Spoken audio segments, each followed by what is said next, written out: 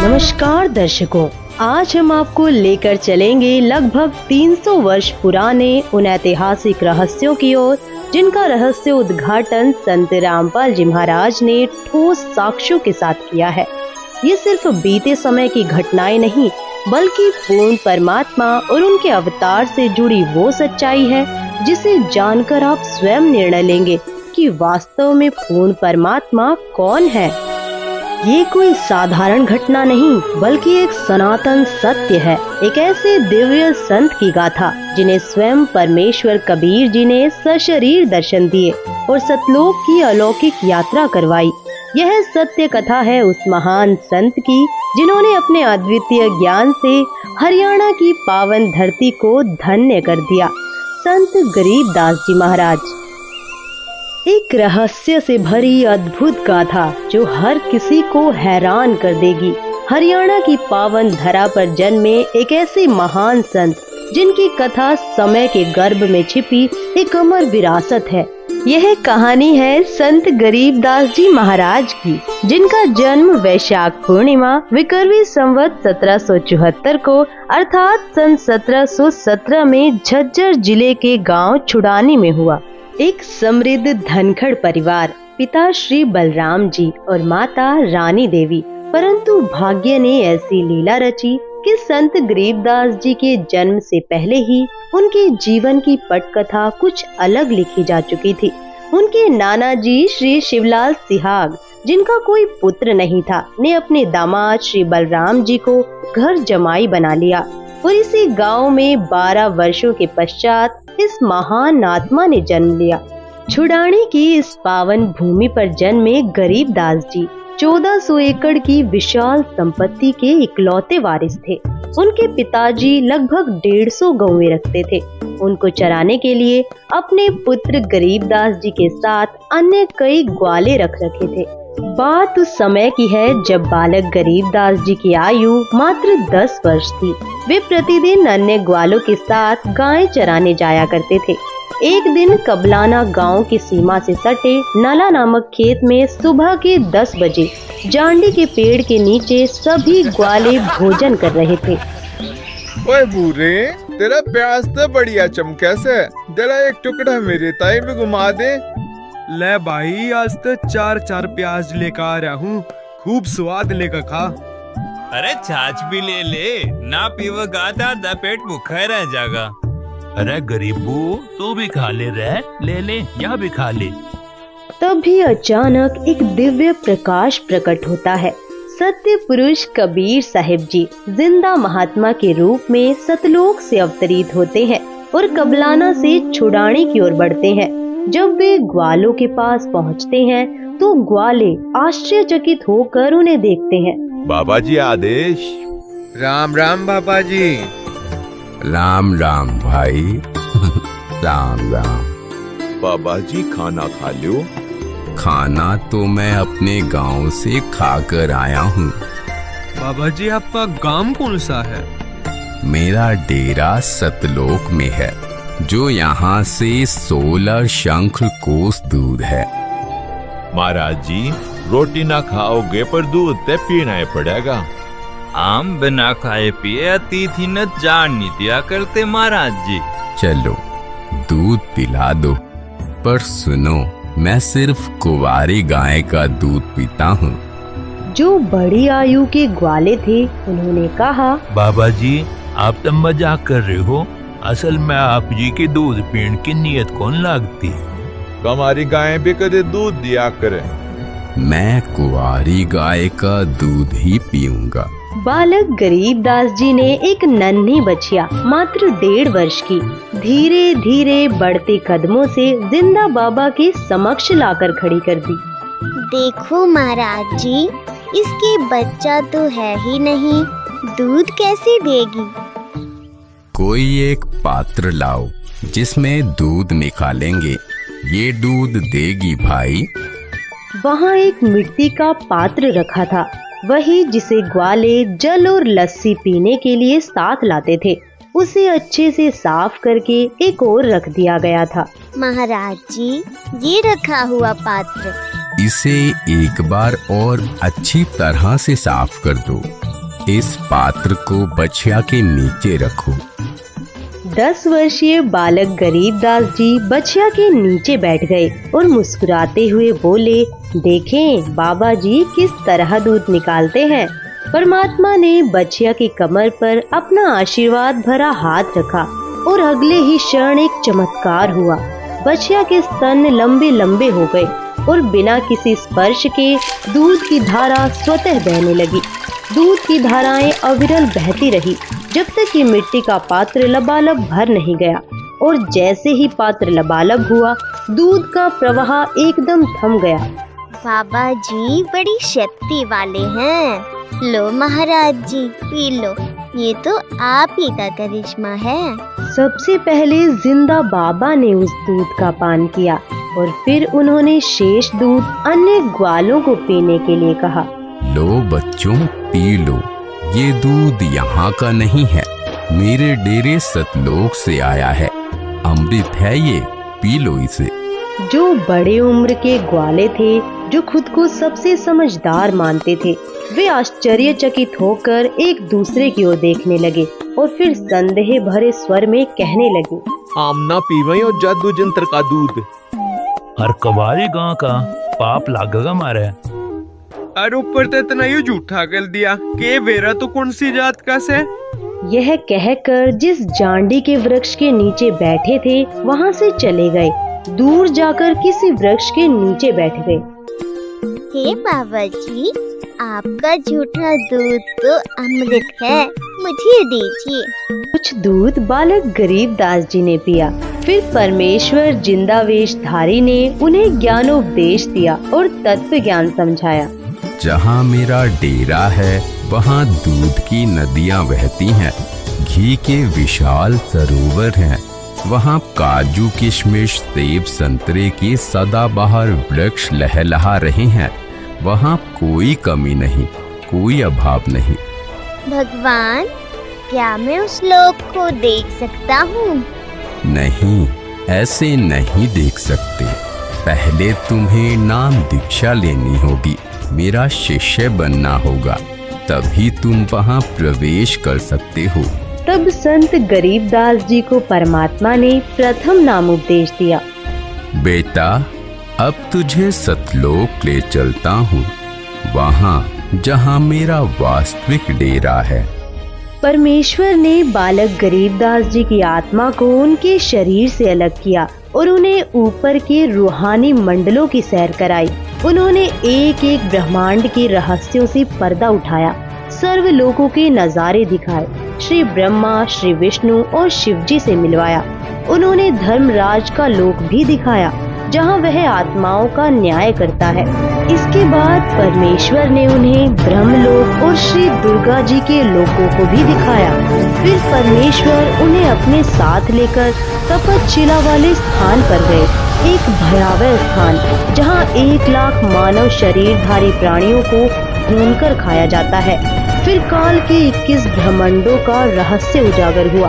परमेश्वर ने बालक गरीबदास जी को साथ लेकर 10वें द्वार ब्रह्मरंध्र को पार किया और ब्रह्मांड के अंतिम छोर पर स्थित 11वें द्वार तक ले गए, जहाँ से काल के सिर पर पैर रखकर उसे पार किया। इसके फिर संत गरीबदास जी अक्षर पुरुष के 7 संख ब्रह्मांडों वाले लोक में पहुँचे।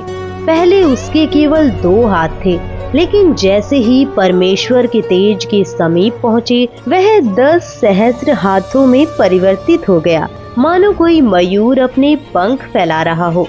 परमेश्वर ने संत गरीबदास जी को अक्षर पुरुष के 7 संख ब्रह्मांडों का भेद बताया और फिर उन्हें 12वें द्वार तक ले गए, जहाँ से भंवर गुफा का मार्ग खुलता था। गरीबदास, जो 10वां द्वार ब्रह्मरंध्र है वह मैंने सतनाम के जाप से खोला था। जो 11वां द्वार है वह भी मैंने सतनाम से खोला था। अन्य किसी भी मंत्र से उन द्वारों पर लगे ताले नहीं खुलते। अब यह 12वां द्वार है, यह मैं सार नाम से खोलूंगा। इसके अतिरिक्त किसी नाम के जाप से यह नहीं खुल सकता। तब परमात्मा ने मन ही मन सारनाम का जाप किया और अगले ही क्षण एक अद्भुत चमत्कार हुआ। 12वां द्वार अपने आप खुल गया।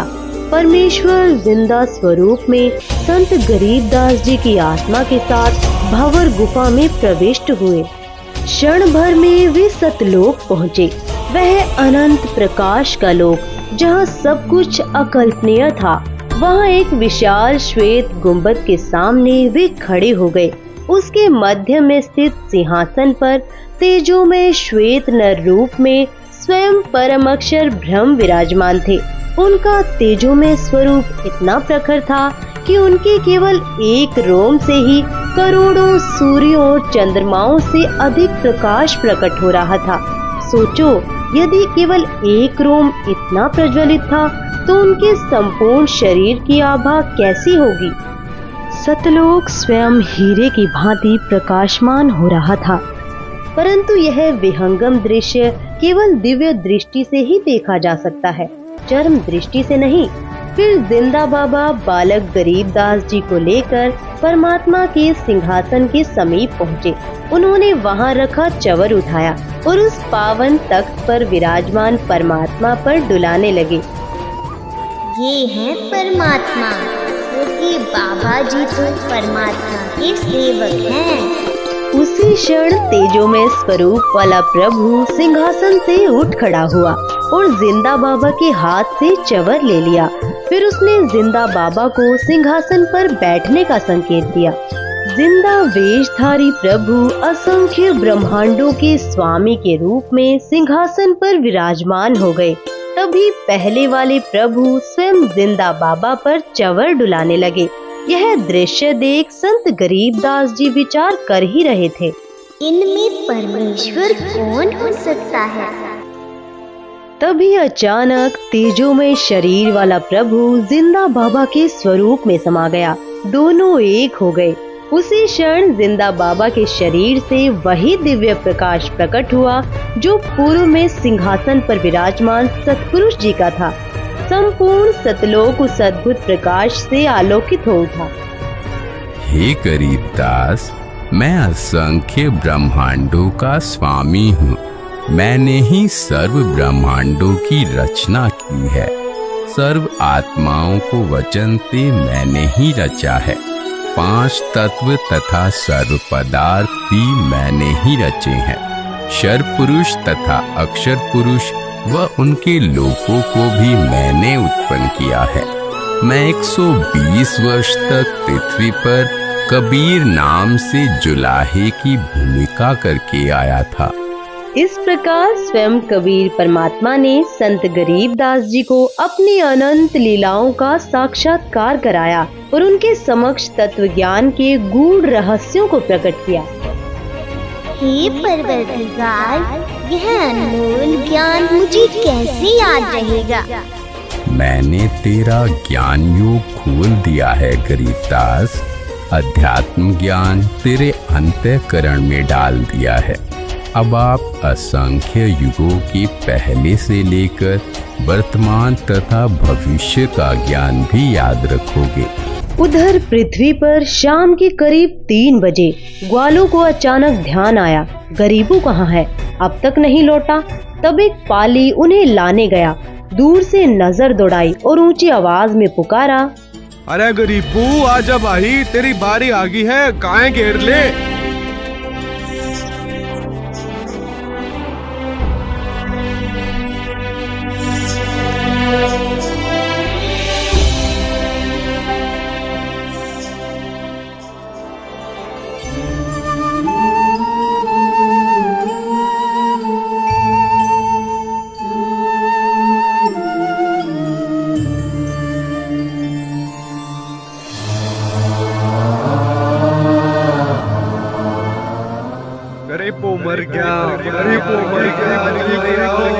शोर मचते ही अन्य ग्वाले घबराकर दौड़े आए। अफरा तफरी मच गई। तभी एक ग्वाला तेजी से छुड़ानी गांव की ओर भागा। यह खेत जो गांव कबलाना की सीमा से सटा था, असल में गरीबदास जी का अपना ही था। गांव छुड़ानी से मात्र 1 किलोमीटर की दूरी पर पसीने से लथपथ वह पाली भागता हुआ गांव पहुंचा और हाँफते हुए गरीबदास जी के माता पिता नाना नानी को सब हाल बताया। एक बाबा ने कमारी कां का दूध जादू जंत्र टकाट्या, हमने तो हाथ नहीं लाया और गरीबों ने पी लिया और हमने जब देखा तो बालक मरा पाया। यह खबर सुनते ही गरीबदास जी के माता पिता गहरे सदमे में अचेत होकर गिर पड़े। पूरे गांव में हाहाकार मच गया। उनके नाना और अन्य ग्रामीण दौड़ पड़े और बच्चे के निष्प्राण शरीर को उठाकर गांव ले आए। इस बीच सूर्यास्त हो चला था और गहरा सन्नाटा छा गया। बालक के पार्थिव शरीर को चिता पर रखा गया। अंतिम संस्कार की तैयारियां पूरी हो चुकी थी। ठीक उसी समय परमेश्वर जी ने कहा, हे गरीबदास, अब नीचे जाओ, तुम्हारा शरीर नष्ट करने की तैयारी हो रही है। संत गरीबदास जी ने जब नीचे पृथ्वी लोक की ओर दृष्टि डाली तो यह सत्यलोक की दिव्यता के सामने एक अंधकारमय नरक के समान प्रतीत हुआ। चारों ओर मोह माया और दुख की छाया थी। हे प्रभु, मुझे वापस मत भेजो, यहीं अपने पास रहने दो। बेटा, पहले भक्ति करनी होगी। जो साधना मैं तुम्हें बताऊंगा उसी की कमाई से यहाँ स्थायी स्थान प्राप्त करोगे। देखो, सामने वह तुम्हारा महल है जो खाली पड़ा है। सर्व खाद्य पदार्थ भरे हुए हैं। नीचे पृथ्वी पर वर्षा होगी तो अन्न उपजेगा और वहाँ जीव को इसे प्राप्त करने के लिए परिश्रम करना पड़ता है। वहाँ वैसे पदार्थ मिल ही नहीं सकते जो यहाँ सहज उपलब्ध हैं। अब नीचे जाओ। प्रथम मंत्र मैंने तुझे दे दिया है, फिर समय आने पर सत्य नाम प्रदान करने आऊंगा और आगे सार नाम भी दूंगा। इन नामों की साधना से ही तुम यहाँ वापस आ सकोगे। डरना मत, मैं हरदम अपने भक्तों के साथ रहता हूँ। अब देर मत करो, शीघ्र जाओ।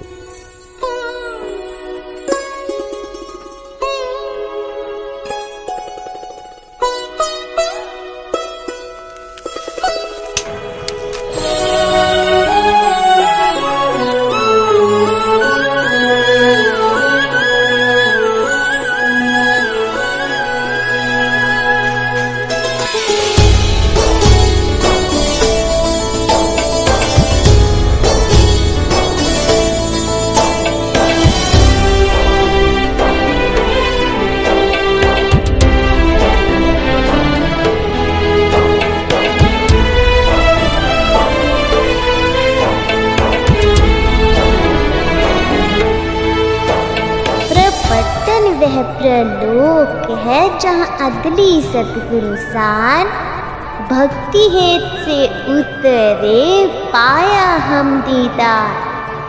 अजब नगर में ले गए हमको सतगुरुआन, झिलके बिंब अगाध गति वहाँ सूते चाचल तान। ग्रीब अनंत कोटि ब्रह्मांड का एक रति नहीं भार। सतगुरु पुरुष कबीर हैं कुल के सिरजनहार। गांव वालों को उस अमृतवाणी का ज्ञान नहीं था, इसलिए उन्हें लगा कि बाबा की फटकार से बालक घबरा गया है और बेसुध होकर कुछ भी बड़बड़ा रहा है। परंतु इस चमत्कार को देख वे परमात्मा का सौ सौ शुक्र मना रहे थे। अरे छोली का छोला जिंदा हो गया। पागल है तैबी लड़की रानी देवी अपने दिल थाम के खुश रह सकेगी। इसके पश्चात महापुरुष गरीबदास जी को बावलिया यानी पागल कहने लगे। इस घटना के 3 वर्ष बाद गांव छुडानी में एक संत पधारे, संत गोपाल दास। वे संत दादू दास जी के पंथ से दीक्षित थे। संत वाणी के मर्म को गहराई से समझते थे। वैश्य कुल में जन्मे वे शिक्षित थे और संन्यास धारण कर चुके थे। संत वेशभूषा धारण कर गांव-गांव भ्रमण कर धर्म प्रचार करते और अपने शिष्यों को आध्यात्मिक मार्ग दिखाते। उनके शिष्यों में से एक जो वैरागी जाति का था, गांव छुडाने का ही निवासी था। गोपाल दास उसी के घर ठहरे हुए थे। तभी उस शिष्य ने संत गोपाल दास जी से कहा, हे गुरुदेव, हमारे गांव के चौधरी का देवता एक साधु की फटकार से पागल हो रहा है और वो तो मर गया था। चिताते ही ले गए थे पर भगवान ने सुन ली, सांस बाकी थे बच गया, पर ये वो पागल हो गया। महाराज जी सुना है संत की विद्या न संत काट सके हैं। अगर आप कुछ दया करो तो बालक ने बुलाऊं जी। हाँ बुलाओ, मैं उसे अभी ठीक कर दूंगा।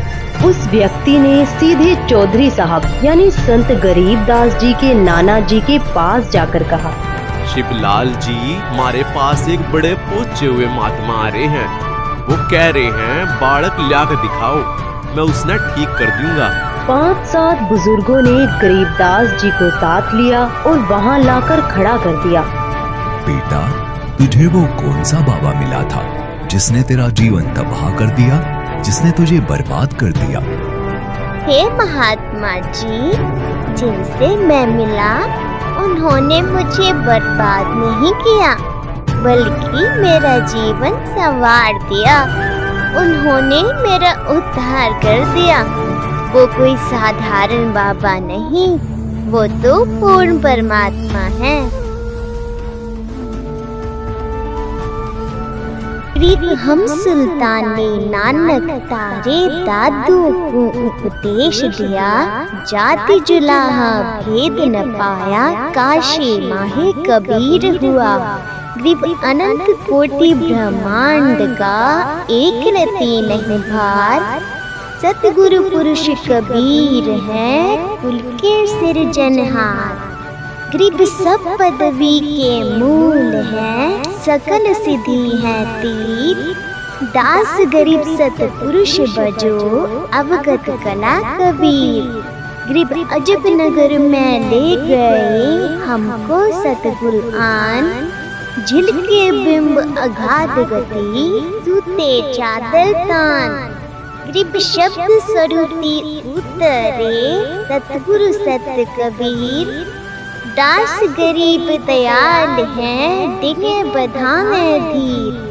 ग्रीब अलल पंख अनुराग है, सुन मंडल रहतीर। दास गरीब उधारिया, सतगुरु मिले कबीर। ग्रीब पर पटन वह प्रलोक है, जहाँ अदली सतगुरु साथ। भक्ति हेत से उतरे, पाया हम दीदार। ग्रीब ऐसा सतगुरु हम मिला है, जिंदा जगदीश। सुन विदेशी मिल गया, छतर मुकुट है शीश। ग्रीब जमजो राजा से डरे, धर्म राय धरधीर। ऐसा सतगुरु एक है, अदली असल कबीर। ग्रीब माया का रस पिय कर, हो गए डामाडोल। ऐसा सतगुरु हम मिला, ज्ञान योग दिया खोल। ग्रीब जमजो राजा से डरे, मिटे कर्म के लेख। अदली असल कबीर है, कुल के सतगुरु एक। यह वाणी सुनते ही 62 वर्षीय गोपाल दास जी की आंखें छलक उठी, उनका रोम रोम सिहर गया। महाराज जी, ये पूरी वाणी लिखवा दो। कलयुग में ये अमृत वाणी जीवों का उद्धार करेगी। उपरोक्त वाणी बोलते ही 13 वर्षीय संत गरीबदास जी दृढ़ता से चल पड़े। ये कोई साधारण बालक नहीं है, ये तो स्वयं परमात्मा से मिलकर आया है। ऐसी अमृत वाणी बोल रहा है जो सत्य का मार्ग दिखा रही है। भाई, इस बालक में तो कोई बड्डी बला है। बाबा जी के भी चक्कर कटवा दिए इसने। 65 साल का बाबा भी हाथ जोड़े खड़ा है इसके आगे। ये तो अमर वाणी है, गजब की वाणी है। इसे जरूर लिखा जाना चाहिए ताकि यह ज्ञान युगों युगों तक जीवों का उद्धार करता रहे। फिर ग्रामीण अपने अपने घर लौट गए, लेकिन संत गरीबदास जी निश्चिंत भाव से खेतों की ओर बढ़ चले। उधर गोपाल दास जी की जिज्ञासा चरम पर थी। वे बिना कुछ सोचे उनके पीछे पीछे चल पड़े और कहने लगे, हे गांव वालों, ये बालक पागल नहीं, तुम पागल हो। ये जो बोल रहा है उसे समझने की कोशिश करो। ये तो स्वयं प्रभु का अवतार है। इसे तो जिंदा बाबा के रूप में स्वयं परमात्मा मिले थे, जिस प्रकार हमारे पूज्य दादू साहेब जी को प्रभु मिले थे, वैसे ही यह बालक भी उनके साक्षात दर्शन करा चुका है। दादू जी की सारी वाणी लिखी नहीं गई थी, पर अब इस बालक से मैं संपूर्ण वाणी लिखवाऊंगा, खुद अपने हाथों से लिखूंगा। यह वाणी कलयुग में असंख्य जीवों का उद्धार करेगी, उस संसार में नया प्रकाश फैलाएगी। 3 दिन तक संत गोपाल दास जी लगातार विनती करते रहे। उनके बार बार विनम्र आग्रह के बाद आखिरकार तीसरे दिन संत गरीब दास जी ने कहा, गोपाल दास जी, अगर पूरी वाणी लिखने का निश्चय हो तो मैं लिखवाऊं, लेकिन अगर बीच में छोड़ने का विचार हो तो फिर यह कार्य नहीं होगा। महाराज जी, मैं तो अपना घर बार त्याग कर निकला हूँ, केवल परमार्थ और जीवों के कल्याण के लिए। मेरी उम्र अब 62 वर्ष हो चुकी है। इससे बड़ा कोई कार्य नहीं हो सकता। कृपा करे मुझे ये सेवा करने दें। तब संत गरीब दास जी और संत गोपाल दास जी बेरी के बाग में जांडी के वृक्ष के नीचे बैठ गए और वाणी को लिखने व लिखवाने का कार्य प्रारंभ हुआ। यह स्थान संत गरीब दास जी की अपनी ही भूमि थी। उस समय छुड़ानी गांव के आसपास रेतीला क्षेत्र था, जैसा राजस्थान में देखने को मिलता है। यहाँ पर जांडी के वृक्ष अधिक होते थे, उनकी छाया का ही प्रयोग अधिक किया जाता था। संत गरीब दास जी ने परमात्मा प्राप्त तत्व ज्ञान आंखों देखा हाल वाणी रूप में बोला और संत गोपाल दास जी उसे लिपिबद्ध करने लगे। यह कार्य 6 महीनों तक लगातार चलता रहा। जब कोई जिज्ञासु वार्ता के लिए आता तो संत गरीब दास जी वाणी बोला करते, तब अन्य व्यक्ति भी उसे लिख।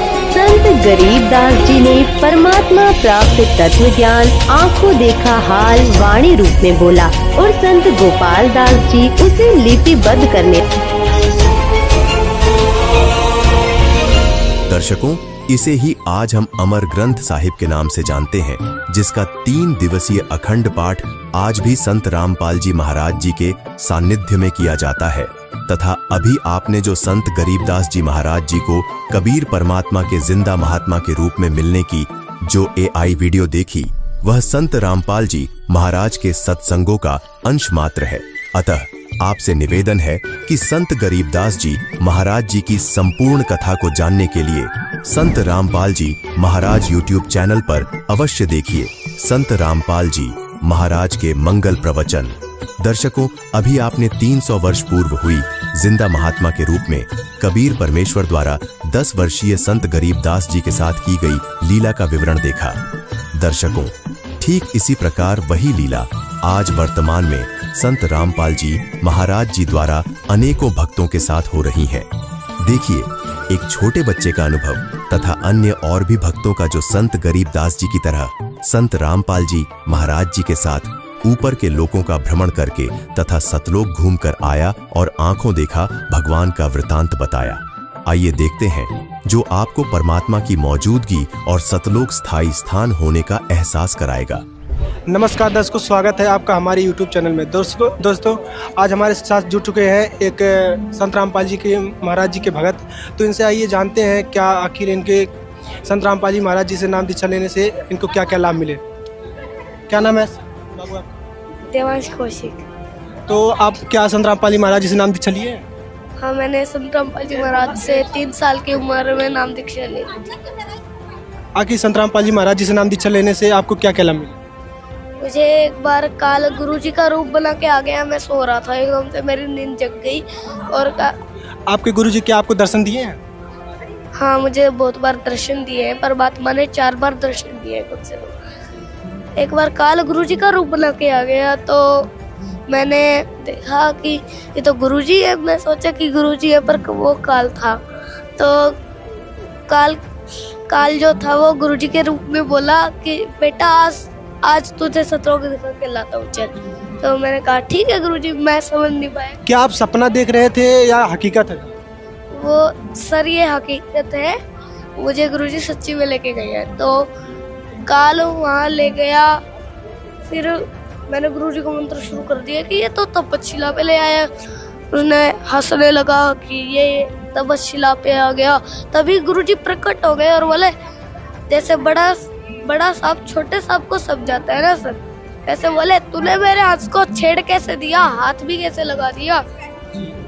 तो गुरुजी बोले चल बेटा आज फिर से तुझे स्थलों के दिखा। अच्छा जी। हाँ तो सर फिर गुरुजी मुझे ब्रह्मा जी के लोक में ले गए। ब्रह्मा जी अपने आसन पर बैठे थे, वो उठे और परमात्मा को लेट के दंडवत प्रणाम किया। फिर हम श्री विष्णु जी के लोक में गए। भगवान विष्णु अपने सिंह पे विश्राम कर रहे थे, तो वो उठे और उनने चरणों में पड़ के दंडवत प्रणाम किया। फिर हम भगवान शिव के पास गए, उनने भी चरणों में गिर के दंडवत प्रणाम किया। फिर गुरुजी ब्रह्मा विष्णु महेश भी दंडवत प्रणाम किए। तो फिर गुरुजी ने उन्हें आशीर्वाद दिया परमात्मा ने। फिर हम गए धर्मराय के लोक में। धर्मराय के लोक में हमने देखा कि उन्हें जंजीरों से बांधा जा रहा था, पर असली डर तपस्शिला पे मिलता है। धर्मराय के लोक में थोड़ा सा डर। आप नरक और स्वर्ग दोनों देखा है? हाँ, नरक और स्वर्ग दोनों देखे? दोनों देखे। उसके आगे क्या हुआ? उसके आगे आपको एक एग्जाम्पल देता हूँ। जैसे धर्मराज के लोक में तो लोगों को घसीटा जा रहा था, जंजीरों से बांधा जा रहा था। जैसे पुलिस स्टेशन में पहले पूछा जाता है, अगर वो झूठ बोल देता है तो पहले तो उसे बाहर पिटाई की जाती है उसकी डंडे से जी। फिर उसे जेल में डाला जाता है, तब उसे इतना दुख होता है। वो थोड़ा सा दंड और ज्यादा दंड में बहुत फर्क होता है। फिर हम गए तपस्शिला पे। वहाँ गुरुजी रोने लगे अपने बच्चों को देख के। तो मैंने कहा गुरुजी आप रो क्यों रहे हो? गुरुजी बोले बेटा मैं रो नहीं रहा, मुझे रोना नहीं आता। ऐसे कह के पहले तो टाल दिया।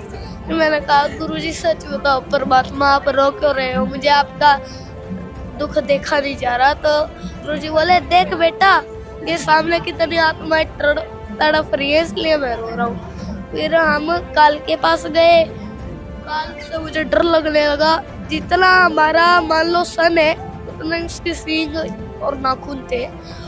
मुझे डर लगने लगा कि मैं कैसे इसके तक पहुंच पाऊंगा।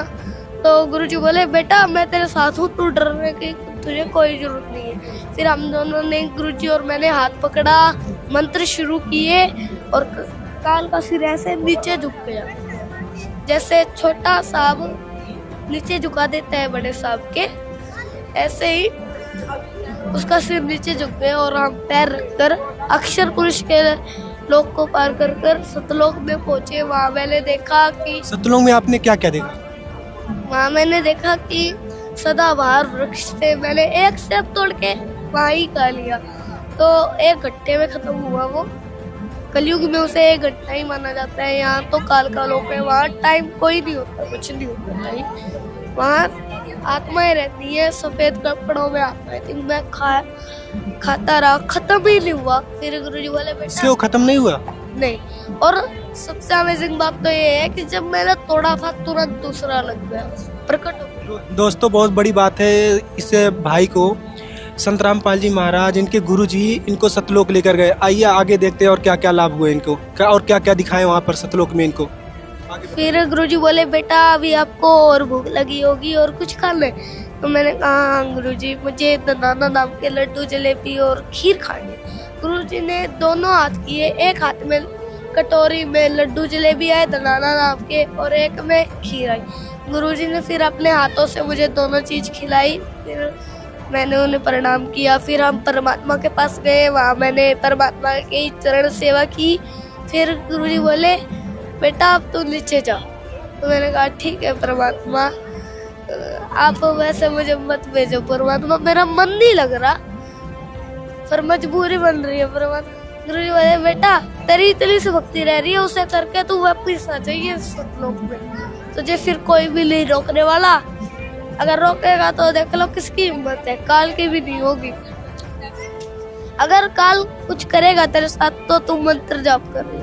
फिर मैंने कहा ठीक है परमात्मा। फिर गुरुजी ने मुझे नीचे भेज दिया। फिर मैंने अपने मम्मी पापा को बताया, मम्मी पापा ने मुंडकाश्रम में प्रार्थना लगा दी। तो मेरे सामने फ़ोन आया जब गुरुजी का, तो उन्हें बताया गया कि गुरुजी ये बच्चा कह रहा था 7 साल का है, ये कह रहा था कि मुझे गुरुजी सतलोक लेके गए।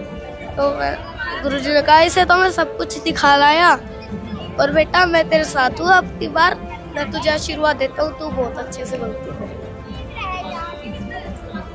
तो दर्शकों, इस छोटे से बालक ने बहुत ही अच्छी बातें बताई जो इनके संत रामपाल जी महाराज जी ने इन्हें सतलोक को लेकर गए। बहुत से लोग कहते हैं कि संत रामपाल जी महाराज जेल में बैठे हैं, वो जेल में नहीं बैठे। आज इस छोटे से बालक ने बहुत ही अच्छी बातें बताई। दोस्तों धन्यवाद। क्या नाम है आपका? आरजू। कहाँ से आए? रोहतक से। किस लिए आए हैं? परमात्मा की भक्ति करने, मोक्ष प्राप्त करने के लिए। कितने दिन से भक्ति कर रहे हैं? 6 साल हो चुके। इतनी छोटी उम्र में? हाँ। क्या अब तक जो भक्ति की आपने, उसकी क्या अनुभूति है आपने? परमात्मा मेरे को सतलोक लेके गए थे। कब? जब पिछले सत्संग में 3 दिन पहले कबीर साहब जी संध्या आरती का टाइम था, संध्या आरती कर रहे थे, तो उसमें कबीर साहिब जी परमात्मा आए और बोले कि चल बेटा तेरे को सतलोक लेके जाएंगे। तो फिर हम ऊपर गए तो मकर तार की डोरी आई, उसमें हल्की हल्की चमक थी और वो पतली सी थी। वो उसके साइडों में अच्छा भी आ रहा था, बुरा भी आ रहा था। उसकी साइड मैंने थोड़ा थोड़ा देख लिया, उसकी साइड देखना नहीं था, तो मैं गिरती गिरती बच गई और फिर वो भी पार होगी। तो कबीर साहिब परमात्मा आए तो मैं बोली परमात्मा मैंने ये डोर पार कर ली। गुरुजी हंस के यूँ करने लगे। तो फिर दोबारा मकर तार की डोरी आती है, वो भी पार हो जाती है। तो फिर ऊपर परमात्मा सतलोक में लेके जाते हैं। बड़ा सा गेट होता है सोने का, उसमें बहुत सोने की इसमें चमक होती है, वो अपने आप खुल जाता है। अंदर से ट्यूबलाइट जैसी वाइट कलर की रोशनी बहुत सारी आ रही थी। तो परमात्मा शीशे का पूरा घर था, परमात्मा दिखा के लाए। बाहर आके मैं रोने लगी, परमात्मा से बोली गुरुजी मैं तो यहीं पे रहूँगी। तो गुरुजी बोले नहीं बेटा तेरे को नीचे जाना है, तेरे को औरों को भी समझाना है। तो मैं बोली ठीक है गुरुजी। तो फिर नीचे लाने लगे ना, तो यमराज एक आदमी को उधर लेके जा रहा था। तो मैं गुरुजी से बोली गुरुजी मैं सेब खाऊंगी। गुरुजी ऊपर लेके गए और मेरे को सेब खिला के लाए। तो फिर नीचे छोड़ के गए ना, तो मेरे को उठते ही सेब की ढका रहे हैं। सतलोक में आपने क्या क्या देखा? बहुत सारी चीजें देखी थी, मेरा पूरा घर दिखाया था गुरुजी ने। सतलोक में जो आपको परमात्मा आपको सतलोक लेके गए तो आपने वहाँ क्या क्या देखा? मेरे को परमात्मा ने पूरा घर दिखाया था, वहाँ पे बहुत सारी चीजें थी। क्या क्या चीजें थी? जैसे कि शीशे की चीजें थी, बहुत सारा अच्छा घर था। जैसे कि यहाँ पे तो कुछ भी नहीं है, वहाँ उससे यहाँ की चीज़ तो वहाँ पे है ही नहीं। बहुत सारी अच्छी चीज़ें थी। बहुत बहुत धन्यवाद आपका। संकेत सा कर दिया था सतगुरु रामपाल जी महाराज ने, अब सतलोक आने वाला है। सफ़ेद पहाड़ थे, बिल्कुल सफ़ेद। उन पहाड़ों के ऊपर से जब हम गुजर करके गए, सतगुरु रामपाल जी महाराज, मैं था और कबीर साहब जो पीछे बैठे हुए थे, हम तीनों ही बैठे हुए थे उस विमान के अंदर। जो ही विमान नीचे उतरा, वहाँ का दृश्य देख करके मैं चकित रह गया। हर चीज़ सफ़ेद थी, हर चीज़ सफ़ेद थी। पहाड़ सफ़ेद थे, मकान इतने बड़े बड़े थे कि वे भी सारे सफ़ेद थे। वृक्ष थे, वे भी इतने सफ़ेद थे, बहुत ज़्यादा सफ़ेद थे। जो ज़मीन थी वो भी बहुत ज़्यादा सफ़ेद थी। और मेरा शरीर में देख रहा था, विमान में बैठा बैठा हुए देख रहा था, ये क्या हो गया तेरे, जबकि तू तो बुजुर्ग आदमी था, सिर से भी गंजा था। और वहाँ विमान में बैठते ही मेरा शरीर ऐसे हो गया जैसे रूह का होता है। वो सतगुरु रामपाल जी महाराज का शरीर को मैं देख रहा था और कबीर साहब के शरीर को भी मैं देख रहा था। ऐसा ही शरीर मेरा हो गया। जब वहाँ गए सतलोक के अंदर, तो हमें देखने के लिए बहुत सारी हंस आत्माएं हमारी ओर दौड़ करके आई। जैसे बच्चे दौड़ करके आते हैं, किसी गांव में हाथी आ जाए और उसको देखने के लिए बच्चे आते। लेकिन मैंने देखा ध्यान से कि उनके पाँवों की आवाज़ मेरे तक नहीं पहुंच रही थी, यानी कि उनके पाँव ही नहीं टिक रहे थे ज़मीन पर, ऐसा महसूस हो रहा था। और ज़मीन ऐसी थी जैसे बहुत गजब का मखमली सफ़ेद मखमल हो, ऐसी ज़मीन थी। वे आकर के मिले मेरे से सफ़ेद उनके बिल्कुल कपड़े थे, चट्टे कपड़े।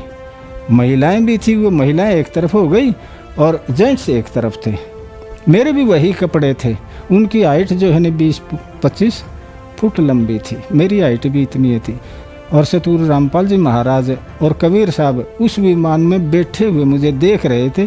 कबीर साहब तो हंस रहे थे।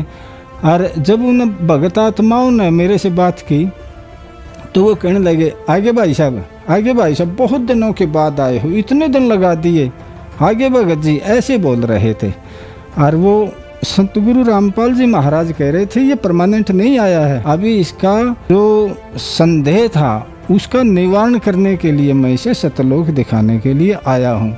फिर वो कहने लगे, मेरे को गाफियों मिल रहे थे मेरे से ऐसे सारे, वो लगभग 700-800 कम से कम जेंट्स थे इतने, बाकी लेडीज थी। वो कहने लगे चलो घर चलते हैं। तो सतगुरु रामपाल जी महाराज कहने लगे, नहीं इतना टाइम नहीं है इसके पास, घर नहीं जाएगा ये, अब इसने वापस जाना है। शायद मैंने, सतगुरु रामपाल जी महाराज ने नहीं कहा, मैंने ये विचार किया कि मेरा विमान सतगुरु रामपाल ने वहीं उतारा जहाँ मेरा पुराना सतलोक में स्थान है, निवास स्थान था, क्योंकि वे सतलोक की अंश आत्माएं मेरे को जानती थी। इसलिए मैंने ये महसूस हुआ कि मेरा मकान भी यहीं कहीं है। मेरी इतनी हिम्मत नहीं हुई। सतगुरु रामपाल जी महाराज जैसे कहते हैं, मैंने अपना शीश उनके चरणों में रख दिया। लगभग मैं सतलोक के अंदर 45 मिनट तक उन भगत आत्माओं से मिलता रहा। फिर सतगुरु रामपाल जी महाराज ने कहा, बेटा तेरा शंका निवारण हो गया दूर, अब टाइम ना लगा हुआ। ये मेरा सपना नहीं था, ये वास्तव में मैं वैसे लेटा हुआ था और बिल्कुल सेंस में था, जागता हुआ था मैं, क्योंकि मैं 4 बजे उठ जाता हूँ। ये बात 4:15 बजे की है, ये सपने की बात नहीं है। बात महसूस हुई, ये भक्ति भी बढ़िया है, ये मंत्र भी बढ़िया है और ये गुरुजी भी बढ़िया है। और जो बता रहे हैं सतलोक के अंदर हम वहाँ के निवासी हैं, हमारे वहाँ मकान है, हमारे बहन भाई हैं, परिवार है, घर है, सारी वहाँ पर यों की यों है जैसा सतगुरु रामपाल जी महाराज बता रहे हैं। उसके बाद जगत गुरु तत्वदर्शी संत रामपाल जी महाराज ने मुझे दर्शन दिए। उनके मतलब उन्होंने जब दर्शन दिए तो उनके शरीर के आगे पीछे रोशनी सी चल रही थी, चक्कर सा था। तो उन्होंने क्या किया, उन्होंने ऐसे करके हाथ बढ़ाया, तो हाथ बढ़ाया, मैंने उनका हाथ पकड़ा, उन्होंने मेरे को खींच लिया। उन्होंने जो खींचा तो ऐसे लगा मैं जो उनके शरीर के आसपास की रोशनी थी मैं उसमें समा गया। अंदर जब गया तो मैंने देखा आत्माएं कहीं इधर उड़ रही हैं, कहीं इधर उधर मतलब विचरण कर रही हैं। और वहाँ का बहुत अच्छा मौसम, वहाँ ना ही सूरज ना ही कुछ, वहाँ वो प्रकाशित लोक था बस। वहाँ पे हर आत्मा के शरीर से रोशनी निकल रही थी। फिर मेरे को अंदाज़ा लग गया कि ये परमात्मा मेरे को सतलोक लेकर आए हैं। फिर उसके बाद संत रामपाल जी महाराज मेरे को सतलोक में मिले और उन्होंने मेरे को जहाँ कबीर जी का आसन है वहाँ पर लेकर गए। वहाँ पर एक बहुत से बड़े गोमज में बीच में परमात्मा जैसे राजा होता है वैसे बैठे हुए थे सिंहासन पे, और उसके बगल में दरबारियों की तरह जैसे हमारे संत गरीबदास जी महाराज, संत रामपाल जी महाराज, ये सब वहाँ पे अन्य रूप बना के बैठे हुए थे। रामदेवानंद जी महाराज, चितानंद जी महाराज, जितने भी गुरु हमारे गुरु जी से पहले हुए, संत रामपाल जी महाराज से पहले, वो सब दरबारी की तरह बैठे हुए थे वहाँ पे। मैंने कबीर जी को दंडवत प्रणाम किया। उतने में वहाँ पे एक आत्मा आई, तो कबीर जी ने कहा कि इन्हें ये नए मेहमान हैं, इन्हें सतलोक घुमा दो। तो फिर उन्होंने मेरे को एक यान दिया। यान के अंदर हम जा रहे थे, हम दोनों, वो आत्मा भी थी मेरे साथ, वो लेकर जा रही थी। तो एक पहाड़ था, पहाड़ के बीच से वो मुझे निकाल रही थी। मतलब 2 पहाड़ थे, उनके बीच में बिल्कुल गैप नहीं था कि हमारा यान निकल सके। तो मैंने कहा कि आप मुझे मत निकालो, मैं मर जाऊँगा, क्योंकि यहाँ गैप नहीं है, अब इतनी सी जगह में हम कैसे निकलेंगे। तो उन्होंने कहा, बेटा यहाँ की कोई भी वस्तु नाशवान नहीं है, ये अमर लोक है, अविनाशी लोक है। तो फिर इतना कहते ही पहाड़ के बीच से हम निकल गए। और जब मैंने आंखें मींच ली, मैं काफ़ी डर गया था। फिर मैंने जब आंखें खोली तो हम पहाड़ को पार कर चुके थे और मुझे कुछ भी नहीं हुआ था। तो फिर उन्होंने मेरे को ऐसे करते करते मेरे को उन्होंने एक वहाँ पे दूध की नदी बहती है वहाँ पे लेकर गए। तो मैं उसे, वो आत्मा तो पी रही थी पर लेकिन मैं पी नहीं पा रहा था उसको। फिर संत रामपाल जी महाराज वहाँ पे दर्शन दिए उन्होंने मेरे को। संत रामपाल जी महाराज के रूप में कबीर जी आए थे वहाँ पे, उन्होंने मेरे को दर्शन दिए और उन्होंने मेरे को फिर अपने हाथों से दूध पिलाया। बहुत अच्छा लगा मेरे को, बहुत अच्छी फीलिंग आई वहाँ पे। मैंने कभी सोचा भी नहीं था कि संत रामपाल जी महाराज मतलब इतनी ऊंची शक्ति के हैं और उन्होंने मेरे को वहाँ पे पूरा सतलोक घुमाया। ताकि मालिक मुझे सतलोक घुमा के लाए थे। दोपहर का समय था, मैं सो रही थी, कबीर परमात्मा खुद आए थे, बोले कि चल बेटा तुझे सतलोक घुमा के लाता हूँ। उसके बाद फिर मैंने बोला ठीक है मालिक चलते हैं। तो मालिक मुझे एक रथ लेके आए थे कबीर परमात्मा, तो उसमें गई थी। फिर आगे जाके मकर तार की डोरी आई थी, 3 डोरियाँ थी, उसमें से एक मकर तार की डोरी थी। उसकी तरफ देखना नहीं था। अब कबीर परमात्मा से मैंने पूछा कि परमात्मा जी ये क्या है? तो परमात्मा ने बोला बेटा ये मकर तार की डोरी है, इसकी तरफ देखना नहीं है। तो मैंने इसकी तरफ नहीं देखा। उसके बाद फिर परमात्मा आगे लेके गए, तो आगे सतलोक था। सतलोक का गेट था जो बहुत ही बड़ा था, सोने का गेट था और ऊपर बड़े बड़े अक्षरों में लिखा हुआ था सतलोक। उसके बाद परमात्मा मुझे अंदर लेके गए, वहाँ पे परमात्मा ने मुझे घुमाया और वहाँ पे मेरे नाना नानी थे जो उन्होंने भी संत रामपाल जी महाराज से नाम उपदेश ले रखा था, तो मैं उनसे भी वहाँ पे मिली, उनको सत्साहिब भी किया। वो अपना सिमरन कर रहे थे, सत्संग सुन रहे थे और वहाँ पे काफ़ी चीज़ें देखी, बहुत ही अच्छा मतलब था। यहाँ से तो बिल्कुल अलग ही था वहाँ पे। उसके बाद फिर परमात्मा बोले चल बेटा नीचे चलते हैं। तो मैंने बोला परमात्मा मुझे ना भूख लग रही है। तो परमात्मा बोले क्या खाएगी बेटा? मैंने बोला परमात्मा मैं आम खाऊंगी। तो उसके बाद परमात्मा ने मुझे आम खिलाया और परमात्मा ने बोला कि बेटा अब चल नीचे चलते हैं। उसके बाद फिर मैंने आम खाने के बाद बोला परमात्मा मैं नीचे नहीं जाऊंगी। परमात्मा बोले क्यों? मैं कहा परमात्मा मुझे यहीं रहना है, यहीं पे अच्छा लगता है, बस मुझे यहीं रहना है। तो परमात्मा बोले बेटा भक्ति करके तुझे नीचे जाना है, तभी तो तू सतलोक आ पाएगी, नहीं तो कैसे आएगी। मैंने कहा ठीक है परमात्मा। फिर परमात्मा ने बोला बेटा नीचे जाके ज्ञान प्रचार भी करना है, अपने सभी भाई बहनों को भी इस काल के लोग से निकलवाना है। मैंने कहा जी परमात्मा बिल्कुल। उसके बाद फिर परमात्मा मुझे नीचे छोड़ के गए। तो जब मैं उठी तो मैंने सबको बताया और मेरे मुंह का स्वाद ऐसा था जैसे कि बहुत ही मीठा आम खाया हो मैंने। दर्शकों,